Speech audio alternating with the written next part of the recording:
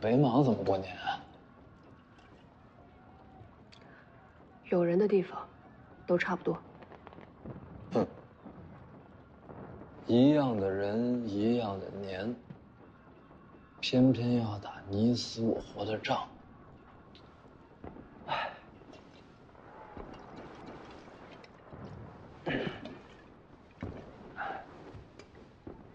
人和人会打，村和村会打，镇和镇会打，国和国怎能例外？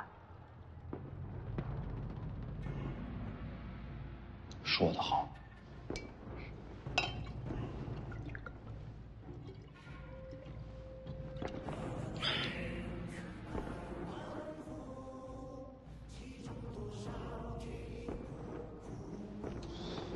听。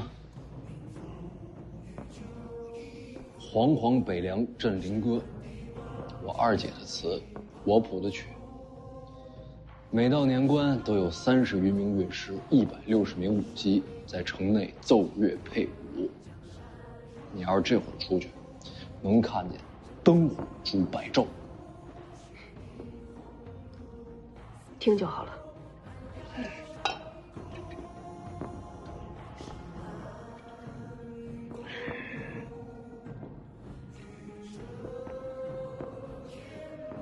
词好，曲一般。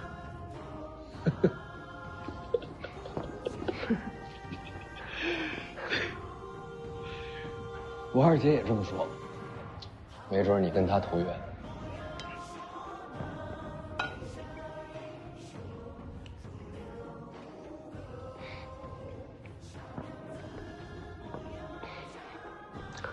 听说又要出行？是啊。 去武帝城。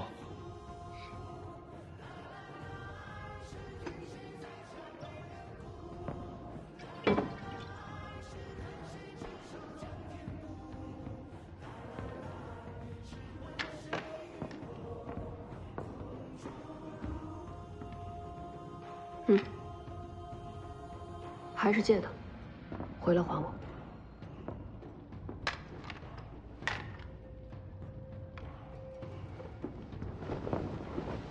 2把都给我。行，酒没白喝。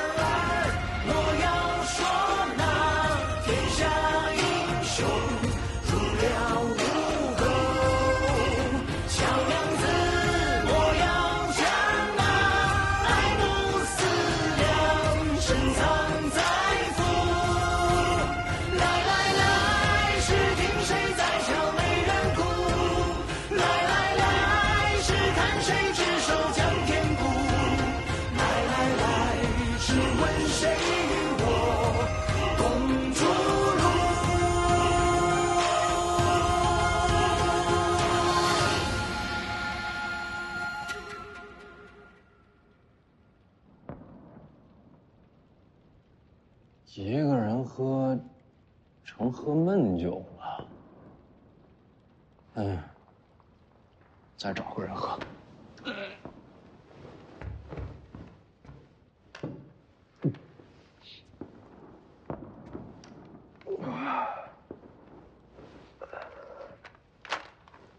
谢谢啊。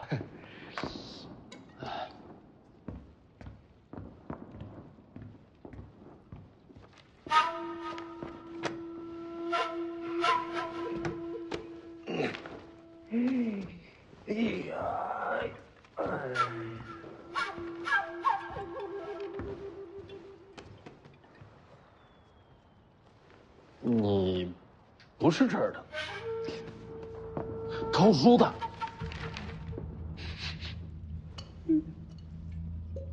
喝酒吗？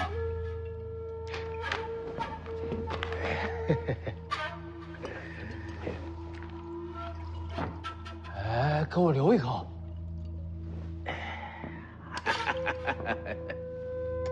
还真就1口。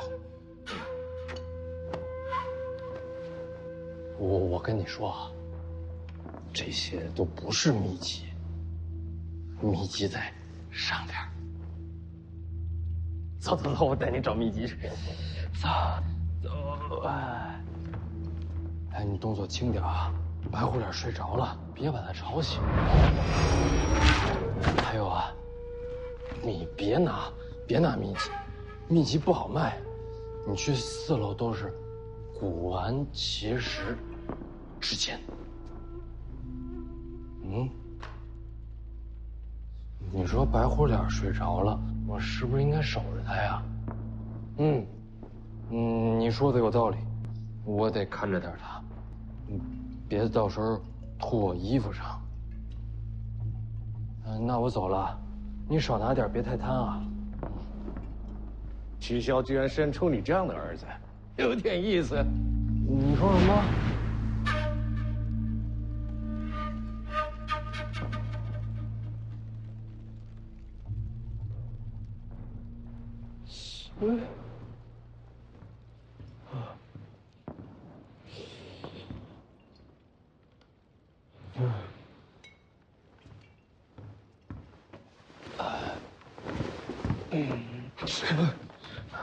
你要干嘛？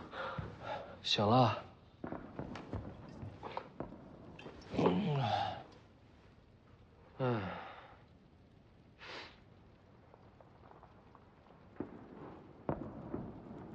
你要是醒了，我回去了。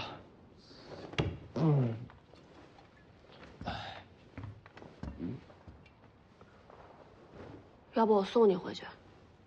不用。我徐凤年就是醉的再厉害，我也不可能找错家门。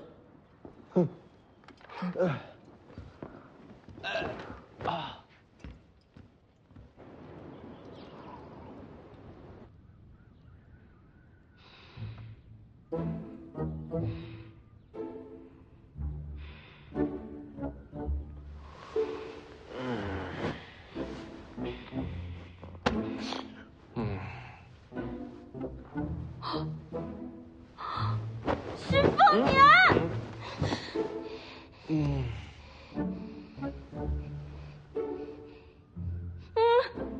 你怎么跑我屋里来了？这是我屋里。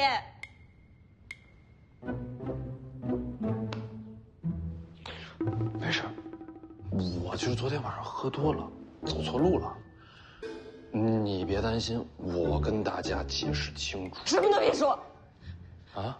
千万别说。我告诉大家是我。走了。那你喊这么大声，外边都听见了。不要解释啊！你快点走。穿个鞋。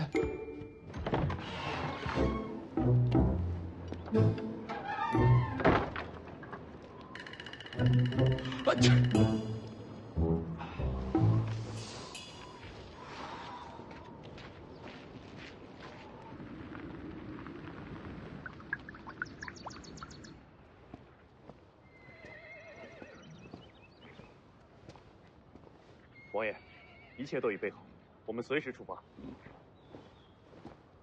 你出发以后，按照你的要求，宁峨眉会率领100凤子营的骑兵与你随行。你出征以后，就能看到他们了。青鸟为你驾车。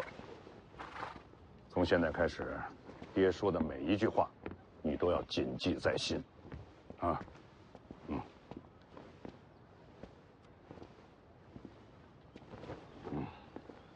王爷，世子。魏舒阳。王爷，魏舒阳，博学多才，尤其是在武学上的造诣非常了得。以后啊，你要多仰仗他。魏爷辛苦了，世子不辛苦。他叫舒修啊，你是见过的。他呀，熟知江湖上的各种门道，如遇什么特殊情况，你可问他。什么都可以问哦。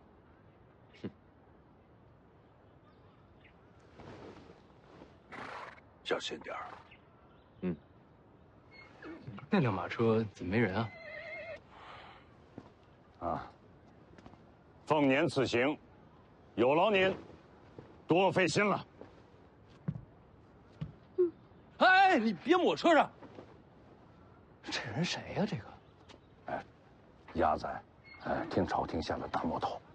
啊，哦对了，有一点你要切记啊，不能给他拿剑。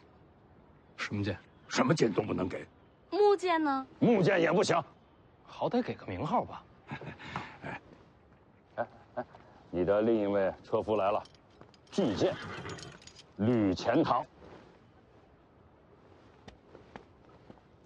见你个鬼的吕钱塘！你不就是那个刺杀我的林探花吗？在下吕钱塘见过世子。你声音都没变，你还骗我？在下吕钱塘见过世子。这是哪一出啊？你此行的第一站就是青州，青州林家已经被靖安党逼上绝路，有他陪同你去，有利无害。所以你是逼他低头了？他想救林家，必须得低头。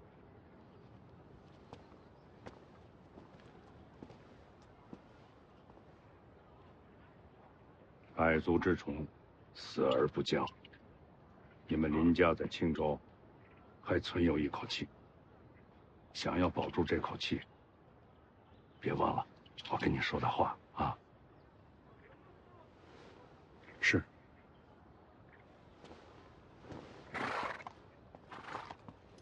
到底安排了多少？你放心吧，有那老家伙在啊，就算翻天覆地，也一定能保你周全。这老头到底是谁啊？只要他愿意，自会跟你透露。你走后，我会去往京城。爹在朝堂，你在江回，只有我们父子俩联手，才能保住世系罔替的北凉传承。啊，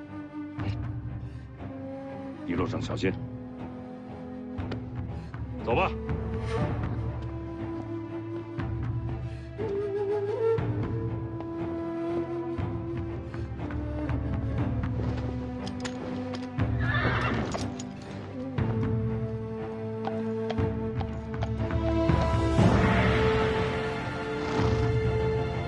你这一路还有多少计划？踏路而行，自有前程。出发。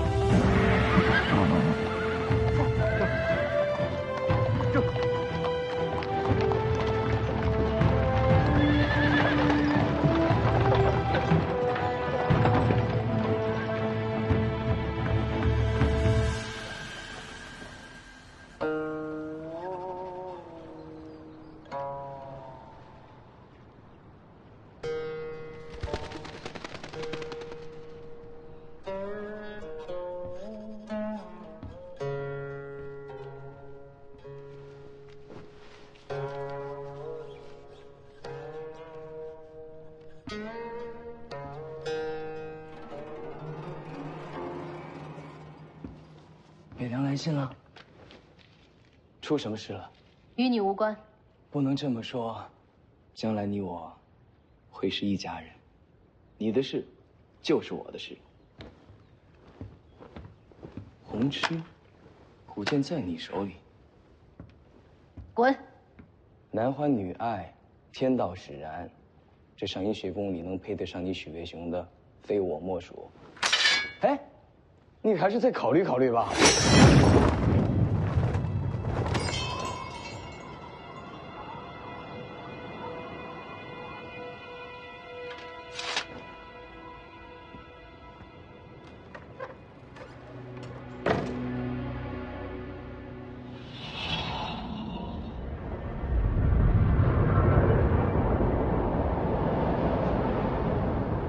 您怎么亲自来了？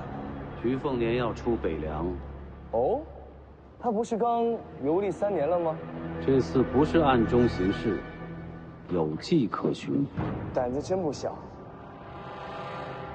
话说回来，他出北凉跟我有什么关系啊？杀了他。朝廷有旨意。没有。师傅啊，我跟他无冤无仇不说，他将来还有可能是我小舅子。我杀他，对我有什么好处啊？他死，北凉必乱；北凉乱则天下乱，天下大乱，你才有出头的机会。这么说来，杀小舅子也有点意思。没有旨意，我不能亲自出手，只能送你些手段了。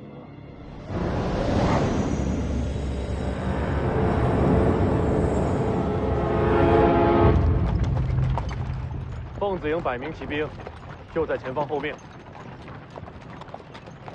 我还以为你一出灵州就不管我，直奔龙虎山而去了。军令已下，凤子营送你东行。军令让你送我，你就送我？当然，军令如山。你不是要接黄毛儿回来吗？军令上可没这条。到了龙虎山，我会自行离队，以个人身份救回小王爷。凤子营骑兵在前方官道等候，不在官道边，在林间等候。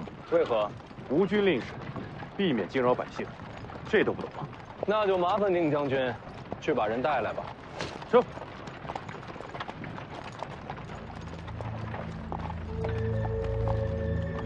世子，请留步。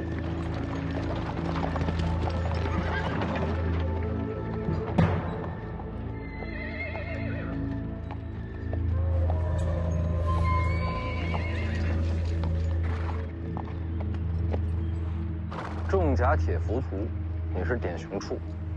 请世子稍等片刻，我家将军要亲自送行。我记得你是陈之豹麾下，请世子安心等候。我若是不愿意等呢？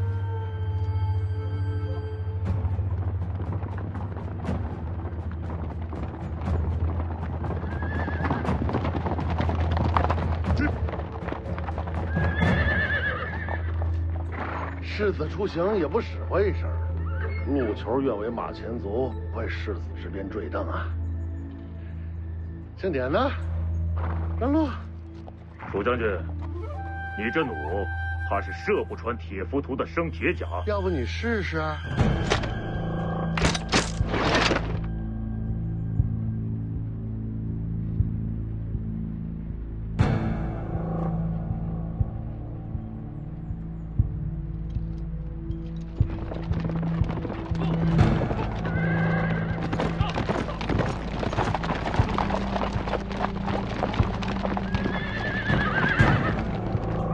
出行，铁浮屠让路。陈将军让世子等一等。北凉王旗姓徐，不姓陈。宁将军，难道真愿为这世子效命？不让你让开，有胆子冲阵看看！都闹够了没有？北凉内讧的罪名谁担得起？我再给你最后一次机会，让开，准备冲阵！瞄着！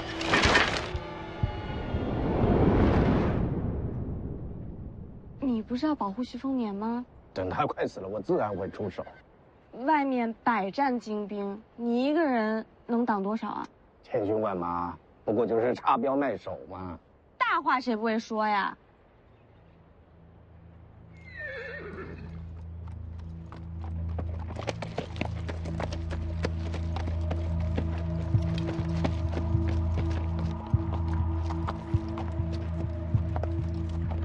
陈之豹，你小心点啊！万一我这有人松了弦，你不知道什么下场啊！我刚出灵州就着急追过来，这么急着想杀我？典雄处，将军，典雄处可护你东西。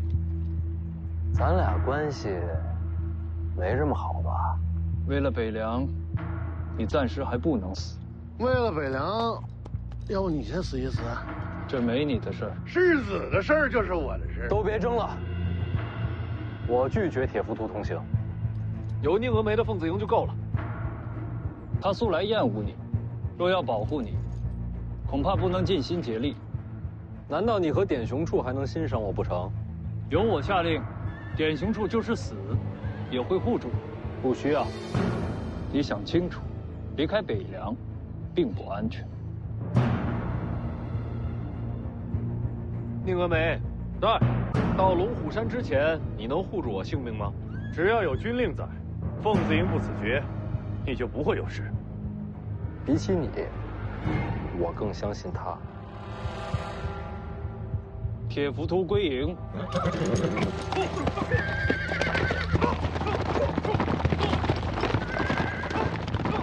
重骑退了。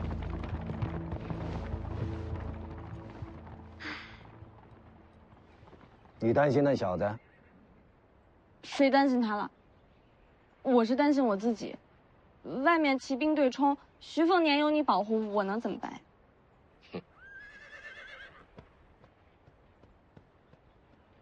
我已经决定接手北凉了。你不够资格。这次出行就是给自己争一个世袭罔替。这些都不重要，要接北凉，必须3点：一，心狠；二，多谋；三，人脉。这3点，你都不够。你这话说的跟徐骁差不多呀，能不能有点新意？对。你呢？这3点你都做到了吗？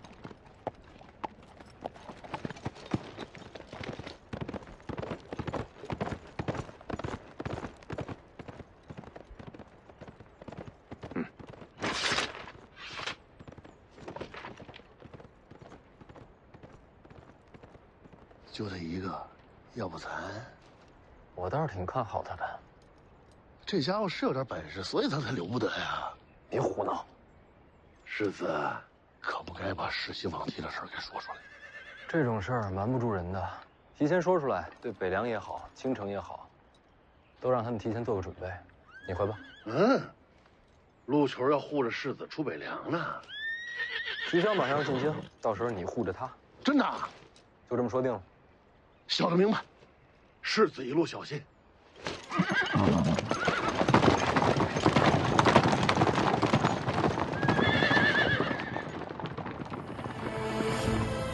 出发。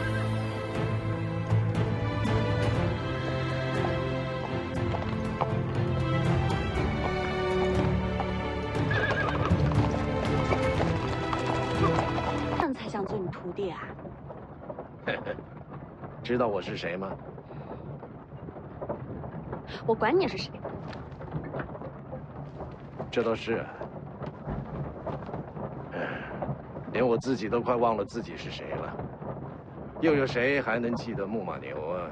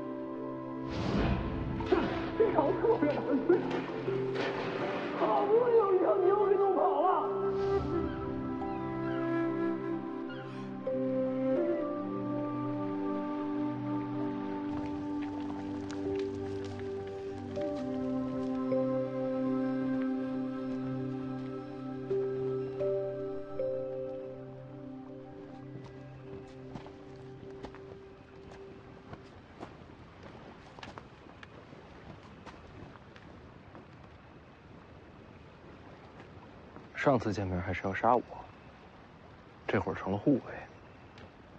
习惯了就好。我记得上次不是这把剑。此剑名为赤匣，是上主国给我的。你是读书人。读书人也会用剑。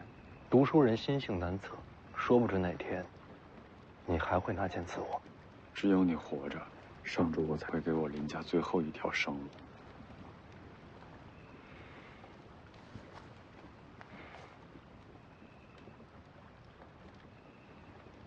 林家现在如何了？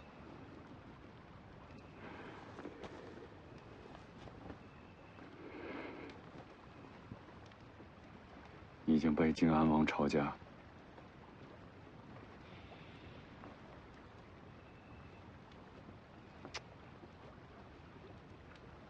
那你应该去求靖安王啊！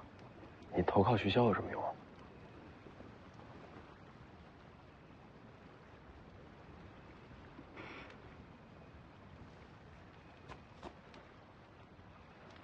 你根本不知道你爹有多可怕。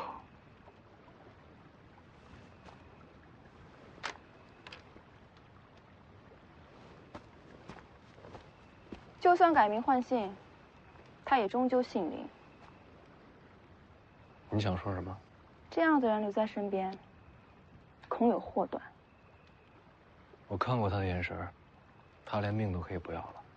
这种人杀不杀都一样，心已经死了。那我替世子时时刻刻盯着他。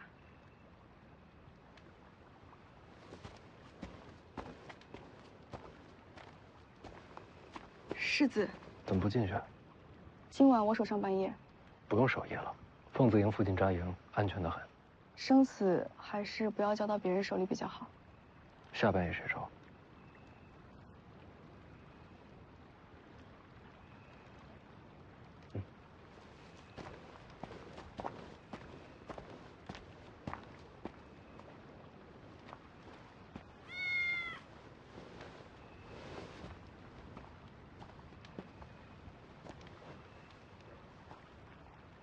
我们已经出灵州了。我知道啊。既然已经出了北凉，那我们就有机会了。什么机会？逃啊！去哪里？去哪里都比这儿强。你有没有想过，徐凤年入江湖，徐骁为什么指明要你跟着？你想过最坏的可能是什么？我死。对啊，说不定就要死。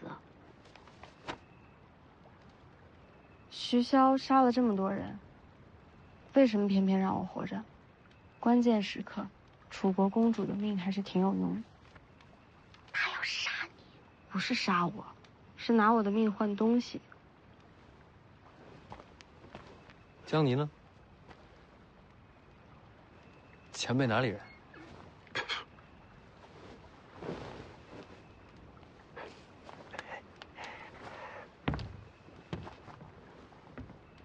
你总得有个准备啊！我这不是在读书呢吗？读书能有什么用？武功你还能现学啊？读书收钱，我这一本读下来能收7贯。都什么时候了，你还想着赚钱？你也知道，楚国丧葬习俗繁琐，这死一次好费钱的。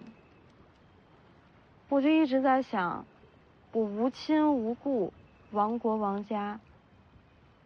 等我死了，这要是连葬礼都办不全，是不是太可怜了？你赚钱是为了给自己下葬。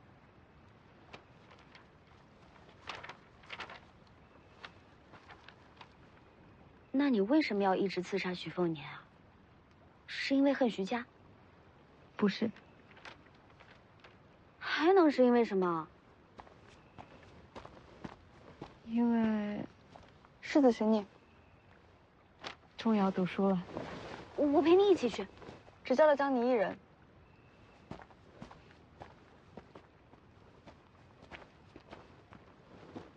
我钱盒子放帐篷了，我一定替你守好它。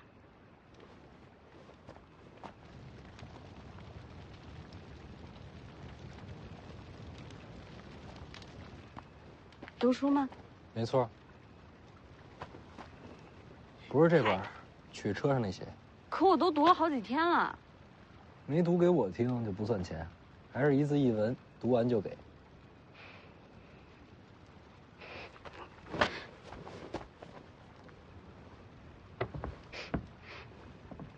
你不觉得难闻吗？是啊，闷了一天是有些难受。篝火那边烧了热水，你自己去洗手洗脚去。我不洗干净别回来。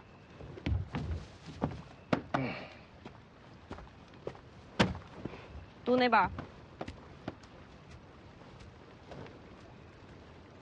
就先读这本《千剑草纲》吧。剑者，凶兵之首，生而未杀，万世之初，天炉坠金，古先得之，炼而为钢，遂成剑矢。此为聚水火之奇，用阴阳之候，取刚柔之和，以力分山色，天地为之商。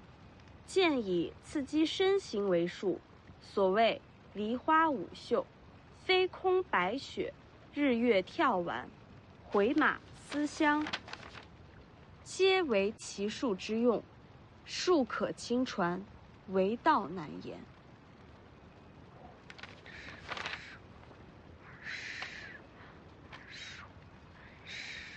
接着读啊。我数数多少字？读完一块儿算。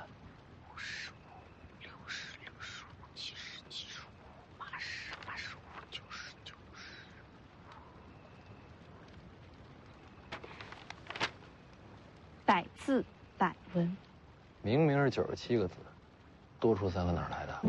不就多3个字吗？怎么这么小气？钱是我出。97就97，我继续读了。剑道，守微秩序，其意幽深。道有门户，亦有阴阳。正心修气，与神俱往。呼吸内实，法尽不僵。都是屁话。这书啊，误人子弟，满纸荒唐。前辈知道这书？千剑草纲嘛。杜思聪在写这本书的时候啊，是想抛开剑招技巧，专求剑道剑艺。可惜终究水准不足，反而有失偏颇。写书的时候我就训斥过他，可惜他还是走错了路。写《千剑草纲》的杜思聪，被您训斥过？他来求教于我，在雪地里面站了3天3夜，我才勉为其难的点拨了他3句。你就吹吧，人家这本《千剑草纲》可是被黎阳朝纳入武库的，你有本事自己也写一本啊！老夫一向独来独往，心中万千气象，不屑付诸笔端。还吹，没完没了了。我继续读了。前辈都这么说了，换这本《杀精剑诀》试试。杀精剑诀：入海千里，有声巨兽，乘潮而行，其声如雷。养无畏锋刃之心，纵万顷波涛，一剑斩之。想法虽好，但剑诀不行啊，撑不起这场面。这本啊，还比不过刚才那本。好，那再换一本。这个，《绿水亭甲子习剑录》，王重楼给的剑术小册子。这本是求剑术招式的，你大黄庭都没稳住，练这个有啥用啊？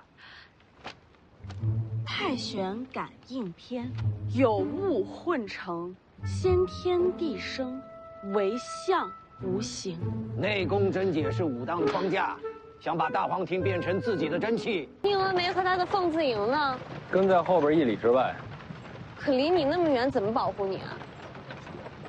这不是有前辈吗？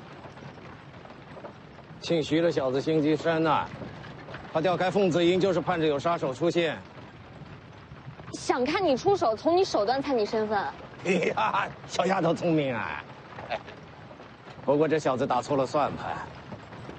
我只保你性命，你手下死绝了也与我无关。凤年他们应该出雍州了吧？从脚程上算，该是如此。出了雍州，就到青州了。青州的靖安王一直和我们北凉针锋相对，世子在青州恐怕会有些波折。楚禄山，在，你就不要随我去京城了啊！我答应过世子的。你们轻装前行，到达青州需要几日？2日便可。啊。哎，你呀，就守在王府门口。一旦收到了耀英送来的剑穗，你立刻率领本部骑兵赶往青州。义父是要马踏青州，那不就成造反了吗？那我赶去青州该干些什么呀？啊，到时候凤年会交代给你的。那您怎么办啊？京城确实有很多人想让我死，但我一旦去了那个地方，非但没有人敢动我，而且他们会想方设法的保我周全。知道为什么吗？有我北凉大军在，义父便高枕无忧。走了。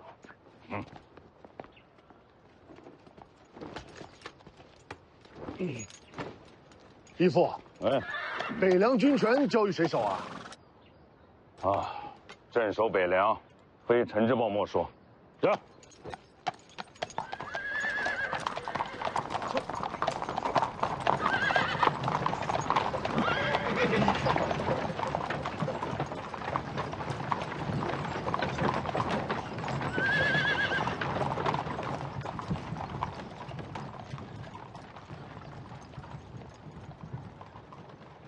耀英千岁，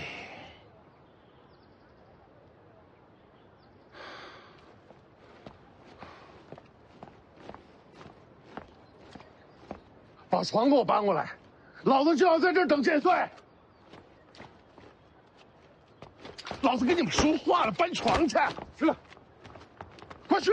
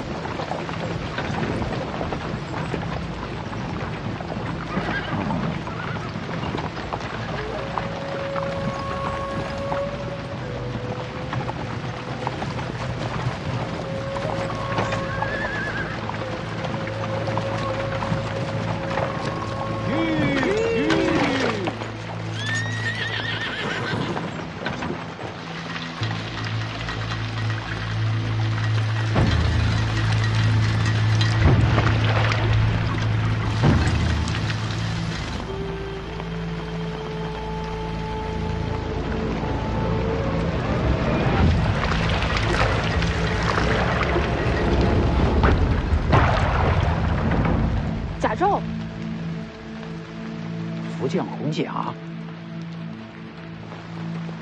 魏爷爷知道这东西来历。我和世子一般年轻时，天下曾有4大宗师，其中之一便是这南国福将红甲。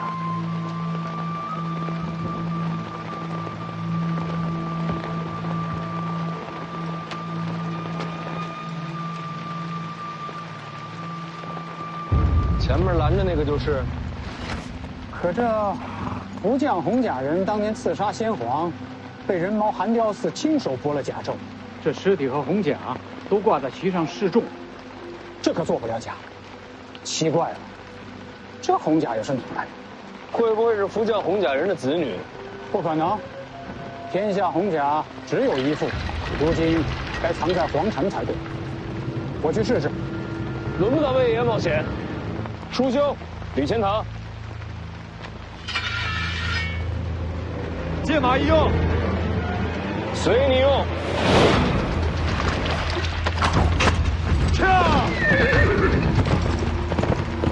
咱俩谁先谁后，出手也得分个主次吧。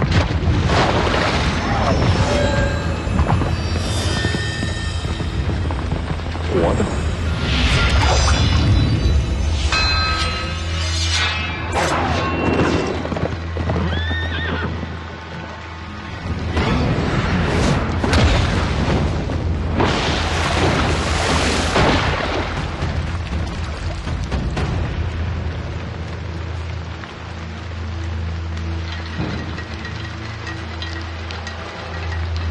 还好，不是4大宗师里的福将红甲。谁说不是？那这福将红甲应该更强才对啊！这红甲出自龙虎，是上古战甲。可是很少人知道，这红甲可以分成5具，对应5行：金木水火土。这是水甲，大雨倾盆，威力最甚。那2个打不过他的，叫他们让开，停手，回来。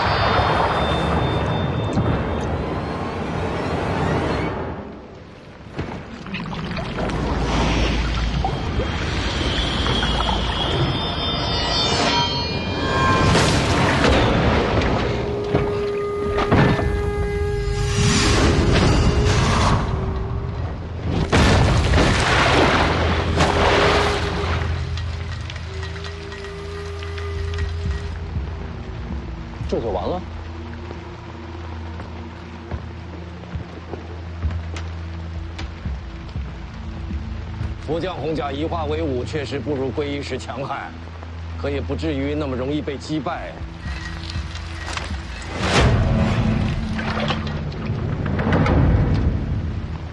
这都没死，虽身有死，这已经不算活人了。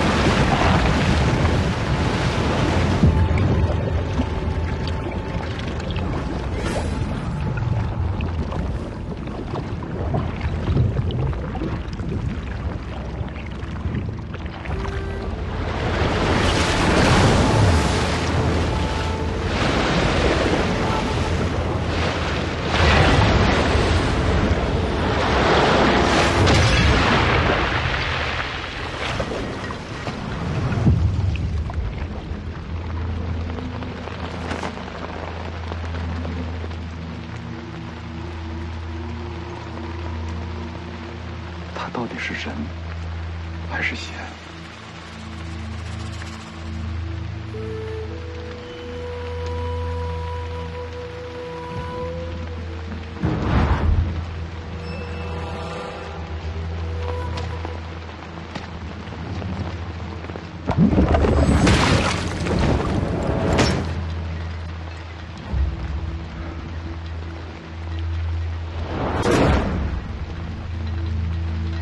这他好强！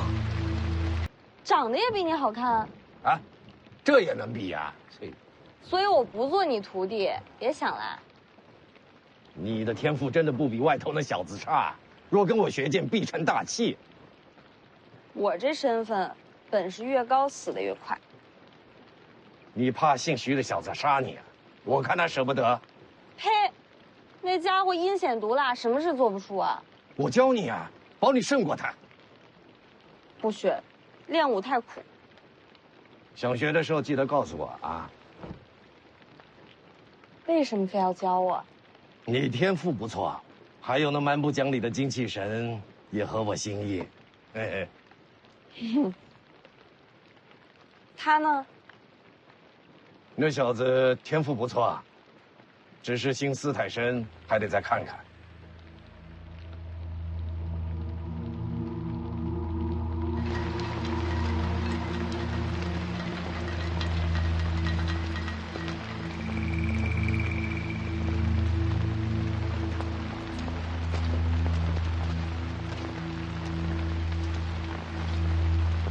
这2件断了生机，可看上去还活着，怕是最后一口气了。兄弟，你到底是谁？为什么要杀我？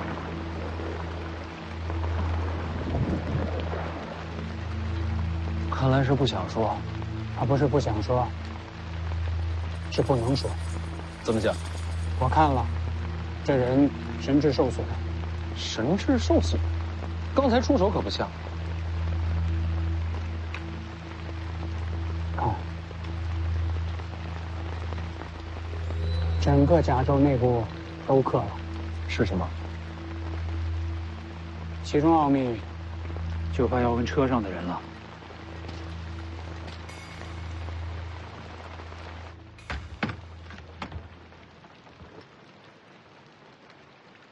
你看，这是什么呀？那红甲人身上的。这面刻的是什么？瞧着诡秘，这世上怕是没人知道底细了。小子心思不正啊，拐弯抹角来探底细。前辈知道。知道你就说呀。这是真气。真气。这符箓是用特殊材料刻下，作用是流通真气。真气在这些纹路中流通，不仅仅是流通，还能储存真气。最奇妙的就是，这符箓将真气传入这里，脑袋里。所以说外面那人不是天生神力。这红甲阴损得很，等于是培养一批死士，再用甲内储存的真气助其伤人，所以我才下了杀手。那里面的人，宁死也不会投降。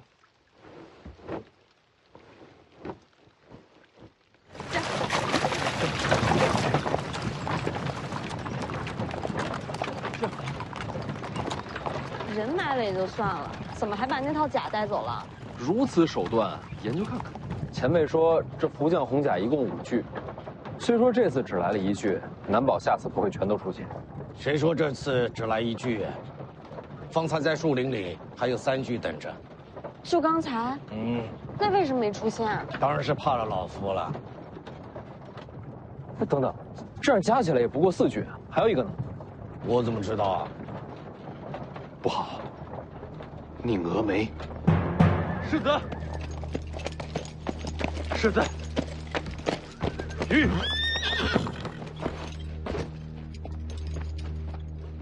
遇袭了。世子，有一红甲人偷袭凤子营，结果如何？是在下无能，凤子营死伤了40多人，都无法留住那个人，只是将其逼退，最终还是被他逃脱了。宁峨眉甘愿领罪，只求世子饶了凤子营剩余的将士。按北凉军律，作战失利，兵将无能，是何责罚？最少鞭挞，最重斩首。我们这边也遇上了红甲人，他们2个对此可是束手无策。你能将其逼退，已是难得。我再多问一句，激战中，凤子营可有未战后退之人？一步未退，只有战死的凤子营，没有逃命的北凉兵。好，死伤过半，勇战不退，可称骁勇之士。此战凤子营勇战得胜，有功无罪。起来吧。宁峨眉替凤子营谢过世子。你把剩余将士带回北凉吧。现在看来，此去东行怕是条死路。北凉铁骑何曾怕死？阵亡的士卒要不要回家？你把他们带回北凉，然后再赶回来。我会放慢速度等你。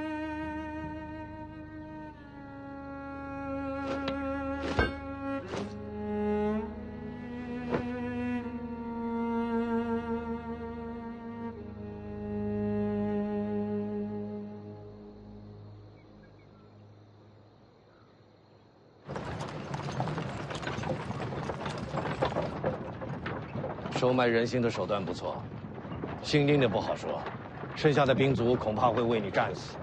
凤子营没那么容易被收买，我也不愿他们战死。你是世子，他们为你死是天经地义。我接手北凉就是为了颠覆这样的天经地义。这小子有点古怪。不说我，前辈方才那2剑惊天动地，我还是忍不住想问前辈名号。我用剑，你可以猜猜。不用猜了，他是李纯刚。小丫头，你怎么猜到的？剑神李纯刚。60年前，剑神李纯刚横绝一世，一把木马牛，战遍天下，未逢敌手。你的剑我听说过，连我自己都快忘了自己是谁，又有谁还能记得木马牛啊？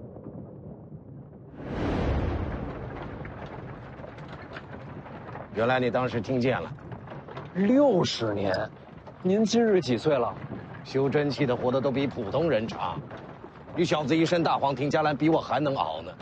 那既然是上一代剑神，你的剑呢？江宁，不能问吗？没什么不能问。与王仙芝一战，我的木马牛被他双指折断了。王仙芝赢了，剑都断了，当然是他赢了。然后你要去挑战王仙芝？我就拿个剑匣，不一定非得挑战他。你知道徐丰年要去武帝城？知道。那你还去？你以为我躲在地下是因为败阵断剑怕了王献之吗？难道不是？大家打输了有什么可怕的？我躲着，只是因为我发现自己是个蠢货而已。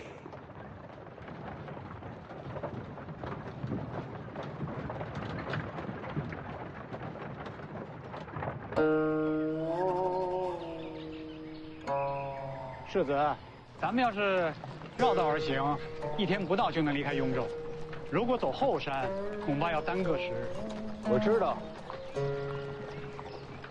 世子，车里真是李存刚？应该不假。这都怎么了？一个名字变成这样。那可是剑神李存刚啊！江湖代有奇才出，这一位独占鳌头50年，他当年的剑法那是冠绝天下，这风采宇内无双，真是令无数侠女痴迷，天下剑客敬仰啊！顾兄，你也痴迷李剑神吗？我可是听他传说长大的，对我来说，他就像剑神林凡一样。青鸟好像没反应啊。我就是个丫鬟，嫌贫爱富的，对穷老头什么的没兴趣。姓林的，你呢？吕钱塘，你呢？吕钱塘，我好歹是个读书人，他若能考上状元，我便钦佩。这闷葫芦。咱们抓紧赶路，晚上住观里，遮风挡雨。怎么感觉世子越到青城山，就越高兴呢？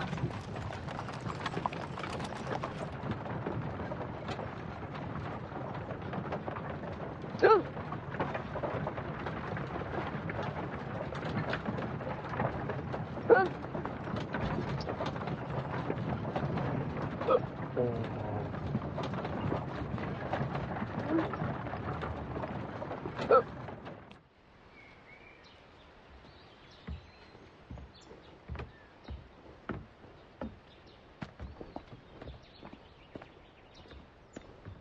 你怎么知道这儿有个道观？我掐指能算。那可真厉害。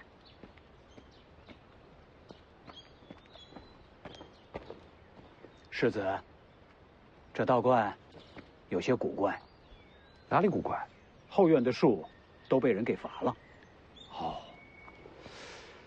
都用来烧火了。烧火了？当时找不到木柴，就把树都给砍了。啊，原来世子来过。3年前跟老黄住过这儿。你过得也不容易啊。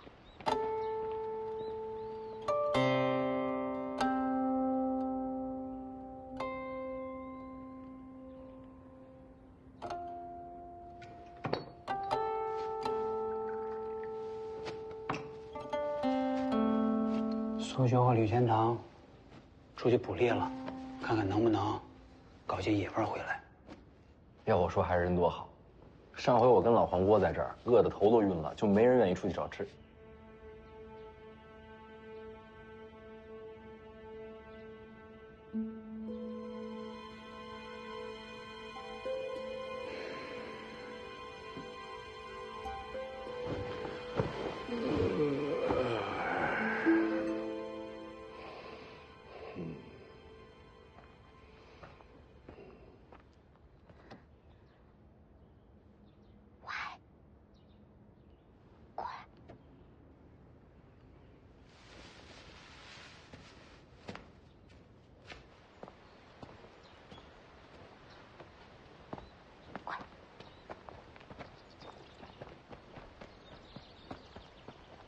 怎么？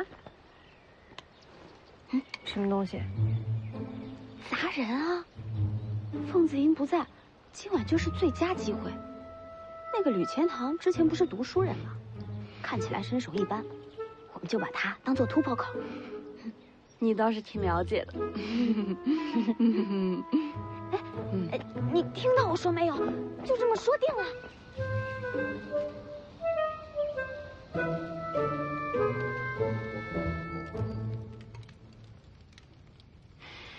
青城山的白果鸡，这都被你们找着了，这下有口福了。世子喜欢就好。雨仙堂呢？在外面呢，说要守着马车，不用搭理他，整天阴着个脸，看着就烦人。哎，我要鸡腿。嘿嘿。哎呦，老黄也喜欢抢鸡腿。建九黄，我只知道他叫老黄，好吃懒做，烤地瓜最在行。嗯。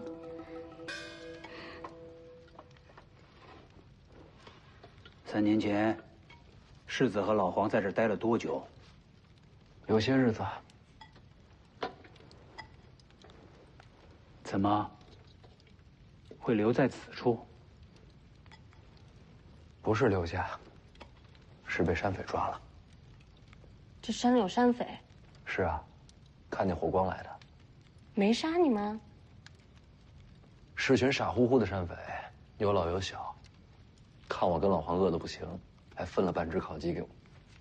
还有这样的好事？到后来都成了朋友。离开青城的时候，给我塞了好多吃的。重游旧地，是想再遇故人。还真挺想见到他们的。若是能看到火光，没准真会出现。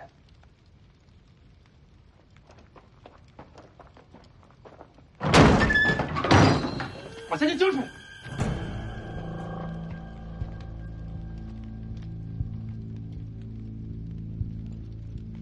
人还不少啊。这就是傻乎乎的山匪。不是他们，奇怪了，这应该是他们的地盘。世子，我常在江湖行走，依我的经验看，占山为王的山匪被换了人，就2种情况。还敢聊天？拿我当假人呐？就是。赶紧把钱掏出来！站这边，女的站在这边来。第一种被夺权赶走，那第2种呢？被新势力赶尽杀绝。我们一个也不浪费。小丫头还学着别人拿匕首。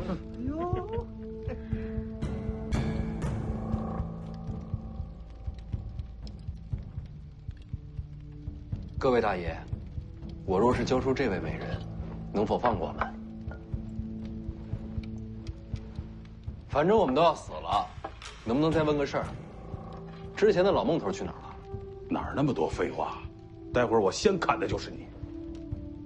淑秀，世子，一个也别让他逃了。都努力一点哦。给我上！是。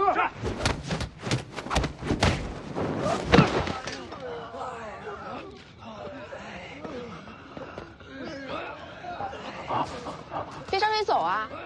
进来聊。饶命！我有眼不识泰山，还望大爷饶命。来青城多久了？1个多月了。时间这么紧，没见自己的寨子吧？寨子是原来人留下的。你把他们杀了？没有没有。但是我知道他们惹祸了。惹祸？惹什么祸了？枪个老神仙抓走了一个10几岁的小丫头，然后姓孟的那伙人又去登门要人，结果一个都没出来。小雀儿，青阳为什么要抓那丫头？听说青阳的老神仙擅长采阴补阳，可能是看上了。抓进去多久了？我们来之前的事儿，不到2个月。大爷，你还有什么要问的？我都说了。杀过多少人？没杀过，我们都是苦人，都是被逼无奈干这个的。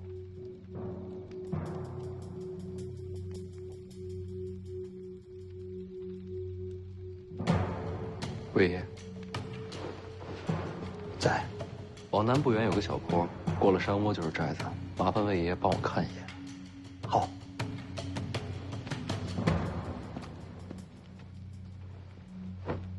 把人给我看好了。世子放心，一个都跑不了。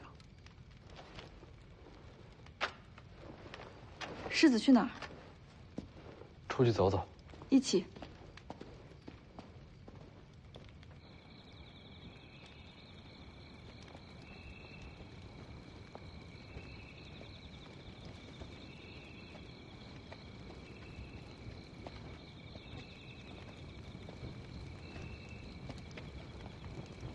这儿便是阴阳亭，传说倾城以此亭为界。山下是阳间，山上是阴间。阴阳恐怕没这么容易分清吧？是啊，这世上本就是阴阳难分，人鬼莫辨。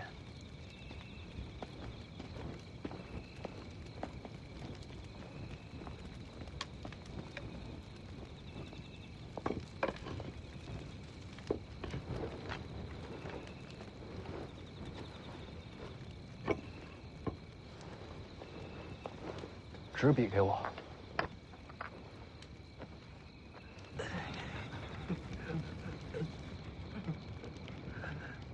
别动。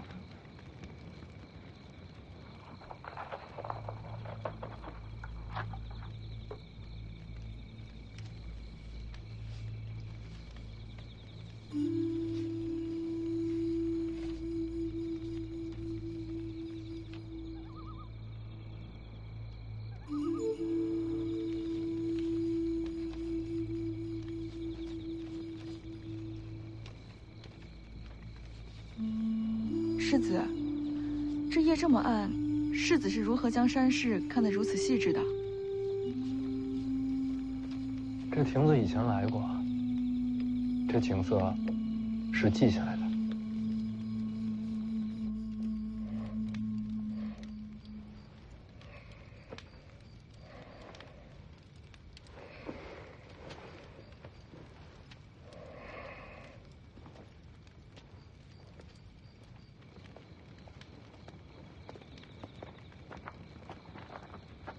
去哪儿？多喝了点水。我怕黑，得找个人陪着。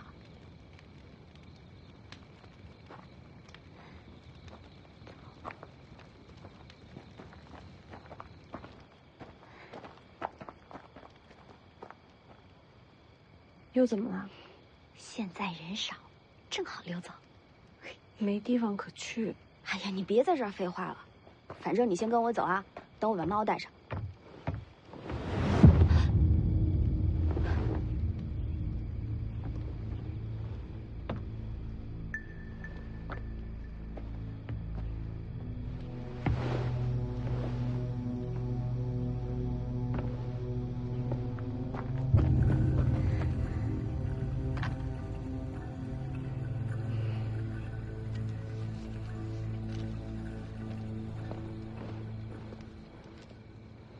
世子，您是怎么找过来的？我看见火光，就过来看看。山寨那边怎么样？关了好些女子，都是抢来的，都已经家破人亡了。他没想着报仇吗？想，可是怕。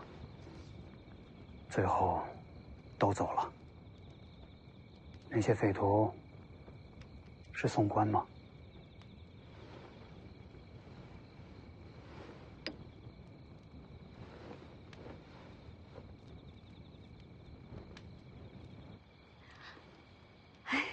我们两个开玩笑呢，我们不想逃，我们两个。徐骁只让我保护徐凤年，其他人和我没有关系。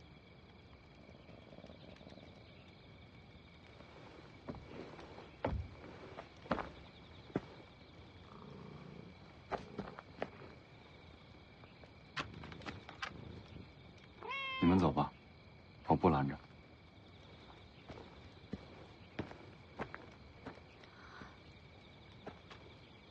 赶紧走，走，不用了。北凉离这里不远，我若真跑了，一支信鸽就能把消息送回去。你总得试试吧？没机会，何必徒劳？哎，我。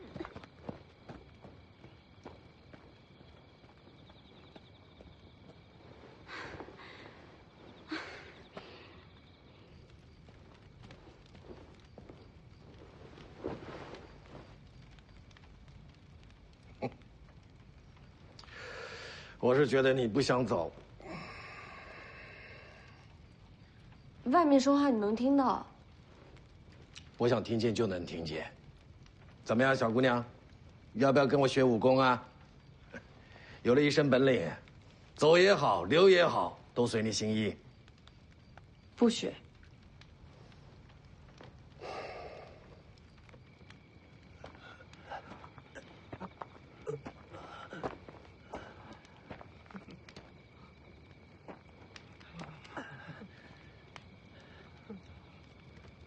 世子说了，被伤害的人害怕了。没关系，他们的仇，我们来报。什么意思？寨子里面那些女人的话你可不能信，她们都是贱命啊！